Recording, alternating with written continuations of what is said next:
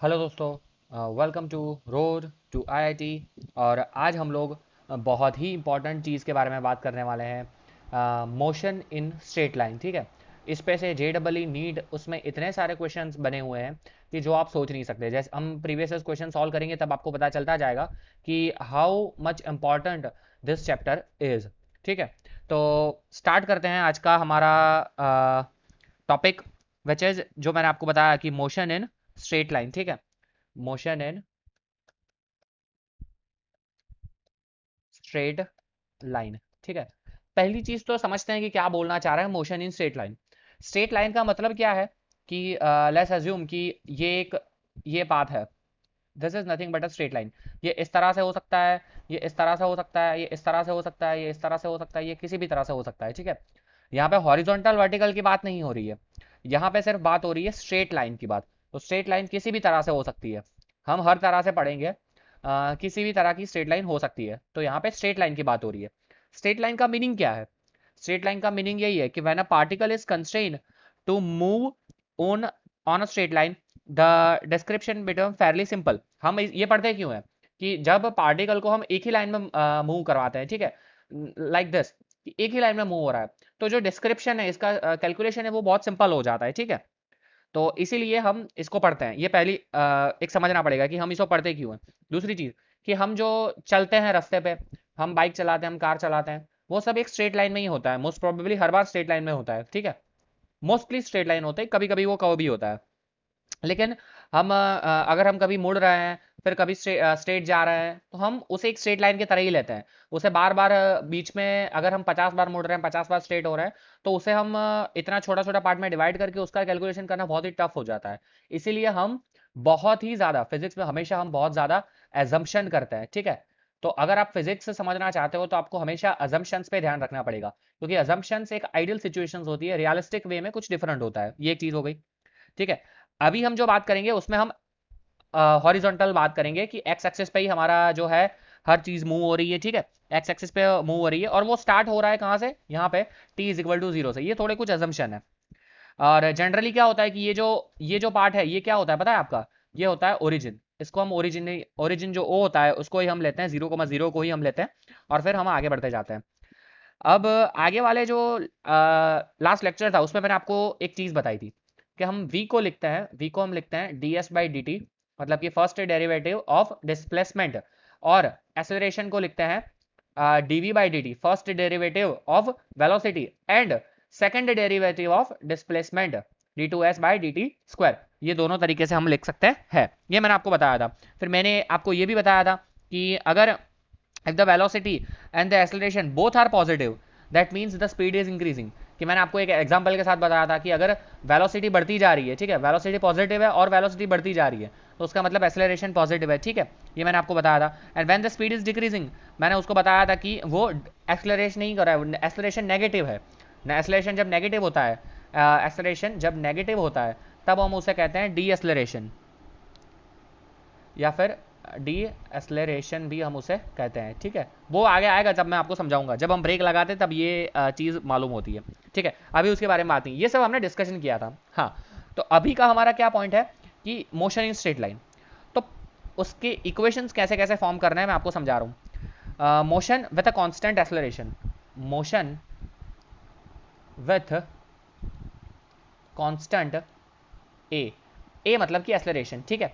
जब कांस्टेंट ए होता है, ए मतलब कि क्या है, dv by D t is equal to a, हम बोल सकते हैं ये। हाँ, मैं बोल सकता हूँ dv by D t is equal to a है। ये हमें बेसिक फंडामेंटल से ये हमें पता है। तो क्या मैं लिख सकता हूँ DV is equal to A into D T, DV is equal to A into D T, DV is equal to, ये वेलोसिटी है, DV is equal to A into D T. Okay, no problem. अब मैं एक और चीज assume करता हूँ कि भैया let velocity at T is equal to zero, T is equal to zero पे वेलोसिटी थी u, इनिशियल वेलोसिटी। हमेशा मोस्ट प्रोबेबली हर जगह हम जब u की बात करते हैं तब वो होती इनिशियल वेलोसिटी। और t is equal to time duration t में वेलोसिटी हो जाती है मेरी v। ठीक है। फाइनल वेलोसिटी v है, इनिशियल वेलोसिटी है u। फाइनल वेलोसिटी क्या है? v है और इनिशियल वेलोसिटी है u। ये मैंने आपको बता दिया। मैंने लिखा dv is equal to A D T, ये यहाँ पे मैंने मल्टीप्लाई किया। ये मेरी कंडीशन है। ठीक है, नो प्रॉब्लम। अब मैं क्या करता हूँ, दोनों साइड इंटीग्रेशन करता हूँ, दोनों साइड इंटीग्रेशन करता हूँ। ये dv है, ये dt है। तो अब दोनों साइड इंटीग्रेशन करते हैं तो क्या हो जाएगा, integration dv is equal to integration a dt। अब यहाँ पे वेरिएबल क्या है, नीट वाले बच्चों को ध्यान से समझना, यहाँ पे वेरिएबल क्या है, यहाँ पे है टी वेरिएबल है। तो टी कहाँ से कहाँ वेरी हो रहा है, जीरो से टी, चलो जीरो से टी लिख दिया मैंने। Lower limit zero, upper limit T. जो वेलोसिटी है वो कहाँ से कहाँ वेरी हो रही है, यू से वी, तो lower limit U, upper limit V, ये भी मैंने लिख दिया। अब आपको एक चीज पता होनी चाहिए कि स्पेसिफिकली नीट वाले बच्चों को बता रहा हूँ, जो जेडब्ल्यू वाले बच्चे उनको सबको पता होगा, मैथ्स वाले बच्चों को ये पता होगा कि इंटीग्रेशन अगर dx हम लिखते हैं तो होता है x, और यहाँ पे जब ये इनडिफाइनाइट है क्योंकि यहाँ पे लिमिट्स नहीं है। और अगर मैं यहाँ पे इस तरह से लिखता हूँ x2 से x1 dx, तो ये क्या हो जाता है x, इसका इंटीग्रेशन x होता है x2 से x1। फिर हम उसका आंसर कैसे लिखते हैं, पहले अपर लिमिट मतलब कि x1 पुट करते हैं, फिर माइनस लिखने के बाद लोअर लिमिट यानी कि x2 पुट करते हैं, तो ये मेरा आंसर बनता है। ठीक है, ये बहुत बेसिक है, अभी के लिए इतना जानना आपके लिए इनफ है। अगर आप थोड़ा डिटेल में बेसिक्स पढ़ना चाहते हो तो मैंने कैलकुलस ये इंटीग्रेशन का, डिफरेंशिएशन का अच्छे से फुल कोर्स करवाया हुआ है, तो आप प्लेलिस्ट में जाके उसका जो बेसिक्स है, बहुत ज्यादा टफ नहीं, सिर्फ बेसिक्स कर सकते हो, तो वो आपको जरूर से हेल्प करेगा। ठीक है, तो वो जरूर से देखना आप लोग। हाँ, तो ये हो गया। तो इसी तरह से यहाँ पे क्या हो जाएगा, यहाँ पे हो जाएगा डीवी का इंटीग्रेशन वी, यू से वी इज इक्वल टू, यहाँ पे आ जाएगा। अब देखो यहाँ पे ये यहाँ पे यूज होता है, देखो ये कंडीशन हमने पहले एज्यूम किया था कि motion with a constant acceleration, अगर कांस्टेंट है तो उसे मैं डिफरेंशिएशन हो या इंटीग्रेशन हो उसके बाहर ले सकता हूँ।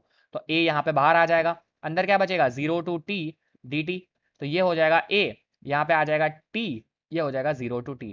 अब मैंने क्या बताया था, upper limit minus lower limit, मतलब कि v minus U is equal to a, तो वैसे का वैसा, अंदर क्या आ जाएगा t माइनस जीरो, पहले अपर लिमिट मतलब कि t, देन माइनस लिखने के बाद जीरो। तो ये क्या हो गया, ये मेरा हो गया v minus U is equal to A T, that means की v is equal to U plus A T. ये आ गया हमारा फर्स्ट इक्वेशन। क्या आ गया मेरा फर्स्ट इक्वेशन, एक नए पेज पे लिखता हूं, v is equal to U plus A T, v is equal to U plus A T, ये हमारा आ गया फर्स्ट इक्वेशन। तीन इक्वेशंस यहाँ पे straight motion in straight line पे इंपॉर्टेंट है, जो आपको जब आप इंजीनियरिंग करोगे तब तक ये यूज होने वाले हैं। ठीक है, तो ये जरूर से याद रखना, फिजिक्स में, नीट जेडब्ल्यू में इस पे ये तीन इक्वेशंस पे ही बहुत ज्यादा क्वेश्चंस बताए हैं। ठीक है, तो फर्स्ट मैंने बताया कि v is equal to U plus A T, ये हमारा इक्वेशन हो गया। अब इसको उठा के हम सेकंड इक्वेशन डिराइव करते हैं, कब कहाँ कौन सा इक्वेशन यूज करना है वो भी मैं बताऊंगा। सेकंड इक्वेशन क्या बोलता है, सेकंड इक्वेशन इसी का यूज इस्तेमाल करेंगे, v is equal to U plus A T.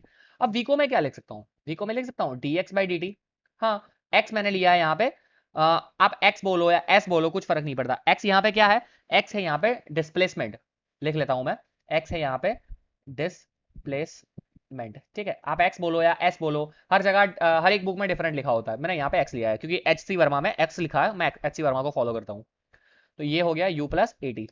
अब फिर से सेम चीज, ये यहाँ इस साइड चला जाएगा, तो ये क्या हो जाएगा, dx is equal to U plus A T into D T. ठीक है, u plus A T into D T, इसका मतलब क्या हो गया कि dx is equal to U into D T plus A into T into D T, ये हो गया। ठीक है, चलो अब अगेन हर साइड इंटीग्रेशन करेंगे, तो यहाँ पे इंटीग्रेशन होगा। ठीक है, इंटीग्रेशन यहाँ पे होगा। तो अब आप मुझे बताओ, यहाँ x मतलब डिस्प्लेसमेंट, तो इनिशियल पे डिस्प्लेसमेंट क्या था, जीरो था, फिर t जब टाइम t हुआ था डिस्प्लेसमेंट हो गया x, तो यहाँ पे dx आ गया इज इक्वल टू, अब देखो ये क्या है, u है। ठीक है, यहाँ पे क्या है, ये है u। ओके, यहाँ पे है ये u, तो u क्या है, u है इनिशियल स्पीड। ठीक है, तब आपको एक चीज समझनी पड़ेगी कि जो इनिशियल स्पीड होती है, इनिशियल स्पीड होती है कांस्टेंट, कि अगर आप कहीं से स्टार्ट कर रहे हो तो वो तो स्टार्टिंग वाली स्पीड तो कांस्टेंट ही होगी। तो मैं क्या कर सकता हूँ, मैं यहाँ पे जब इंटीग्रेशन लिखता हूँ, अभी के लिए लिख लेता हूँ u dt प्लस यहाँ पे हो जाएगा इंटीग्रेशन a t dt। ठीक है, अब देखो तो u यहाँ पे कांस्टेंट है, तो u बाहर आ जाएगा, तो इंटीग्रेशन आ जाएगा। अब देखो t कहाँ से कहाँ वेरी हो रहा है, 0 से t तक dt, प्लस a क्या था, a भी कांस्टेंट था, हमने आगे पढ़ा a क्या है कांस्टेंट, तो ये क्या हो जाएगा a 0 से t t dt।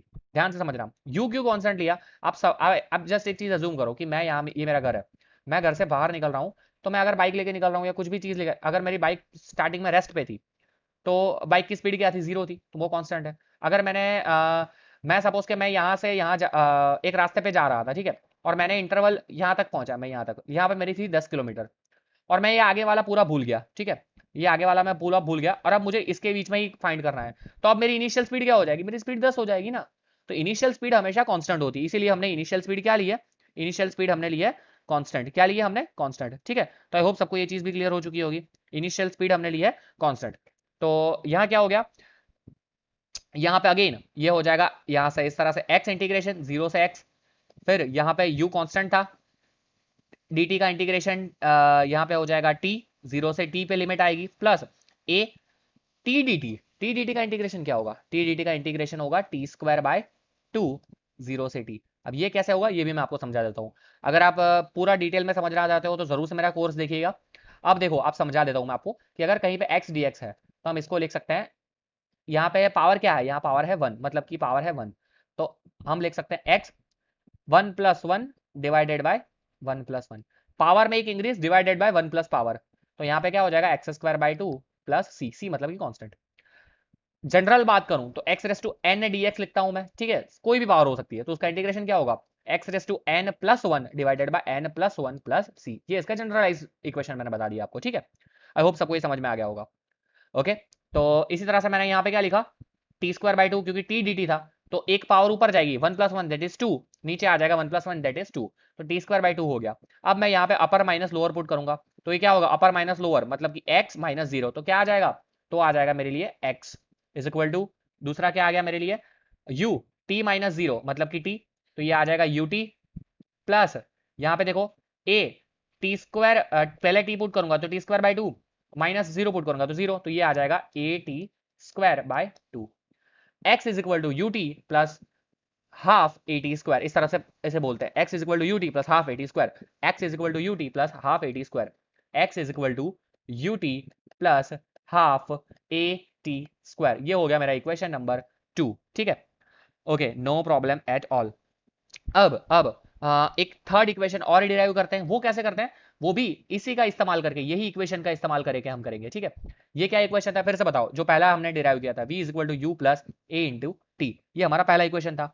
अब मैं क्या करता हूँ, इसके दोनों साइड स्क्वायर करता हूँ, तो ये क्या हो जाएगा? V square is equal to U plus A T का होल स्क्वायर, ये तो सबको पता है, ये हो जाएगा V square is equal to, ये हो जाएगा यू स्क्वायर प्लस ये हो जाएगा 2 यू ए टी प्लस क्या हो जाएगा? ए स्क्वायर टी स्क्वायर, ये तो सबको पता है, ए प्लस बी का whole square, a square plus 2ab plus b square. ठीक है, अब यहाँ पे क्या हो जाएगा? ये यू स्क्वायर था प्लस यहाँ पे इन दोनों में से देखो, इन दोनों में से मैं कॉमन क्या ले सकता हूँ? 2a कॉमन आ जाएगा ना, 2a कॉमन, यहाँ पे भी 2 है, यहाँ पे भी a है, ये 2 है, देखो ये 2 है, और यहाँ पे भी मैंने 2a ले लिया, यहाँ पे सिर्फ a है, तो मैं यहाँ पे क्या करूंगा देखना, यहाँ पे ut बचा प्लस यहाँ पे तो 2 था नहीं, मैंने 2 कॉमन लिया है, तो यहाँ पे डिवाइड करना पड़ेगा 1/2 ए टी स्क्वायर। समझ में आ गया? समझ में आ गया होगा सबको।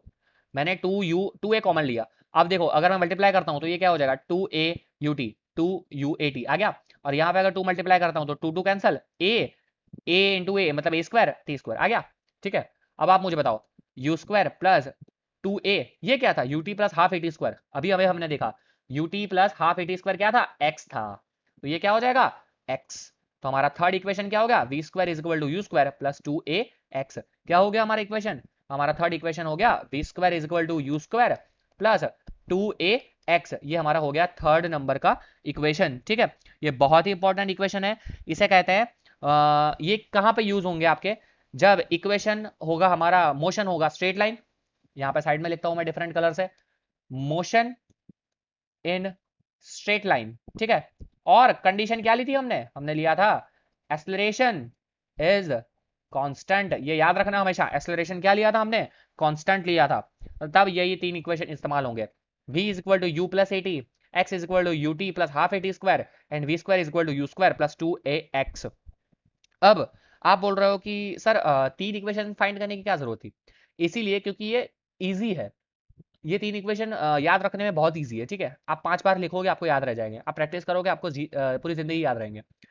आप एक से दूसरे इक्वेशन में हमेशा जा सकते हो, लेकिन ये कहाँ पे यूज हो गया? अगर मुझे कहीं पे दिख गया, लेट्स अज्यूम मुझे कहीं पे दिख गया वी यू और टी दिख गया, और मुझे बोला ए फाइंड करके दिखाओ, तो मैं मुझे याद आएगा वी यू टू दिखा है, तो मुझे ए फाइंड करना है, तो पहला इक्वेशन इस्तेमाल कर लेते हैं, खेल खत्म। फिर दूसरी चीज सोचने की जरूरत ही नहीं है। अगर मुझे दिख रहा है कि मुझे वी यू दिया है और मुझे ए भी दिया है और मुझे बोला है एक्स फाइंड करो, तो मुझे ये थर्ड इक्वेशन दिख जाएगा। तो जो चीज आपको दी हुई है उसके ऊपर से आप तीनों में से कोई भी इस्तेमाल कर सकते हो।